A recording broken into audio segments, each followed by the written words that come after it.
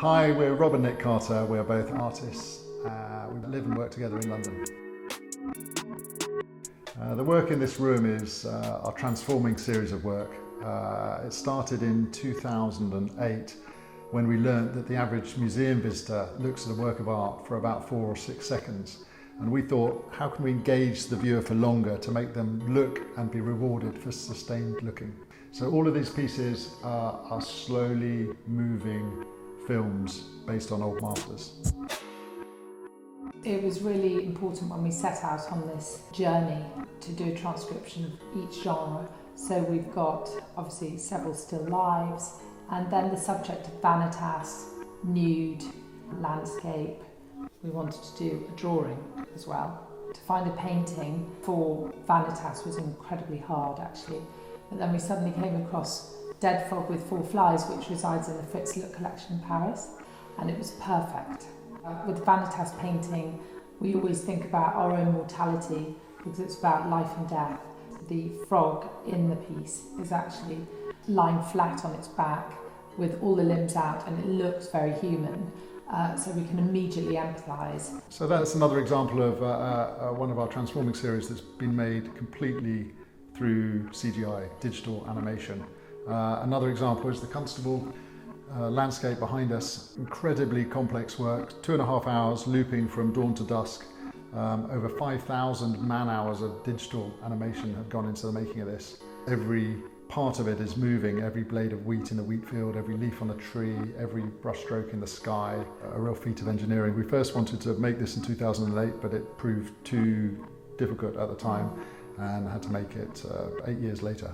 We fell in love with this at first when it was shown at the Victoria and Albert Museum in London as part of a Constable show, and we loved the timelessness of the original.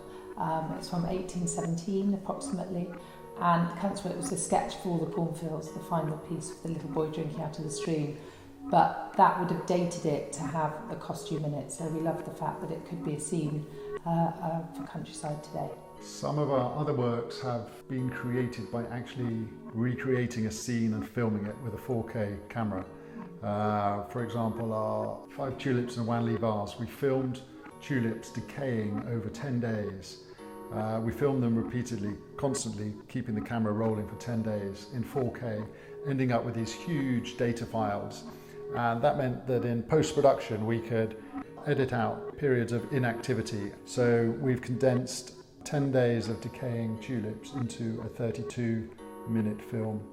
Obviously flowers decay in this way in our houses, but we never have 10 days to solidly stare at a flower arrangement. So it's just a case of trying to create a painting that is moving enough to engage the viewer, but also slow the viewer down, make them appreciate these very day-to-day events, but seen from a different perspective. So we always try and get as close as possible to the original painting. In fact, we try and make it so that one frame within our transforming films exactly matches the original painting. So it was very important for us to get an authentic Wanley vase, get the tulips obviously as close as we could to those that Ambrosius Boschart the Elder chose to paint. We also try and get our finished screen size to as close to the original painting as possible. And also all the frames are made by old master framers, they're all handcrafted. We look up historically which frames they would have had authentically in each period of which the original is painted.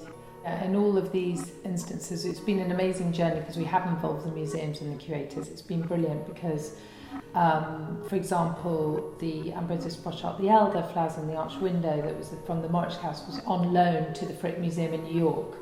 So that was incredible, going to the Frick and being the only living artist to actually have work shown there, which was an incredible honour.